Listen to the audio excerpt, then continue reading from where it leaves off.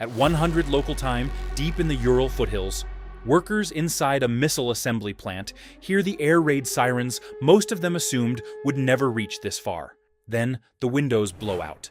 This is a story about a factory that most people have never heard of, and it deserved more attention than it got, because this isn't just another arms plant. It's a place where, for over a decade, American inspectors lived and worked inside Soviet Russia, watching missiles roll out one by one. And now it's back in the headlines for a very different reason.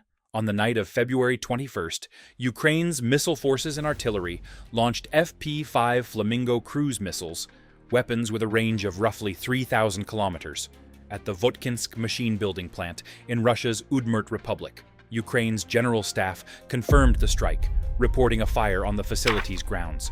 Local reports pointed to at least 11 people injured, and two specific production workshops, numbered 22 and 36, reportedly damaged. This wasn't some minor supplier. This plant builds the RS-24 Yars intercontinental ballistic missile, the Bulava submarine-launched missile used on Russia's newest nuclear submarines, and the Iskander-M tactical missile system Russia has repeatedly fired into Ukrainian cities. Here's what almost never gets mentioned. Votkinsk isn't some anonymous industrial zone. It's a real town of roughly 97,000 people, and its entire economy revolves around this single plant. It's also, strangely, the birthplace of the composer Pyotr Ilyich Tchaikovsky, born there in 1840, back when the town's industry was iron and shipbuilding, not intercontinental missiles. Somewhere between the 19th century and today, a town known for producing one of Russia's most celebrated artists became a town that exists almost entirely to build the weapons meant to end the world. And this is the detail that turns Votkinsk from just a factory into something genuinely strange. During the Cold War, under the Intermediate Range Nuclear Forces Treaty, the United States and the Soviet Union agreed to something almost unthinkable: permanent, on-site monitoring of each other's missile factories.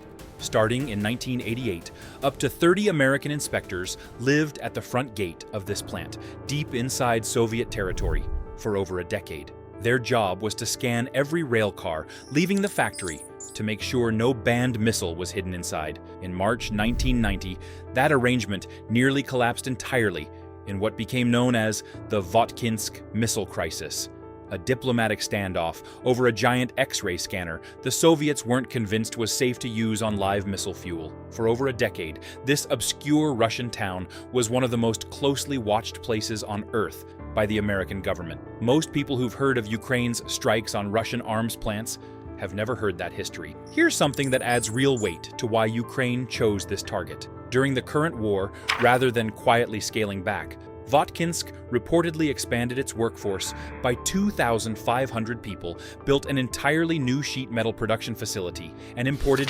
CNC machine tools from China to keep pace with demand. In other words, while Ukraine was striking oil refineries and air bases elsewhere, Russia was actively growing its capacity to build more ICBMs at this exact site. That expansion is part of why this strike matters. It wasn't hitting a plant standing still. It was hitting a plant in the middle of scaling up, and Votkinsk wasn't hit in isolation. Ukraine had already struck a weapons factory in nearby Izhevsk, the same Udmurt Republic, back in July 2025. And in a very different kind of operation, pro-Ukrainian partisans reportedly carried out a sabotage attack on an electrical substation in the region on January 28th, disrupting power to a nearby military plant without a single drone or missile involved.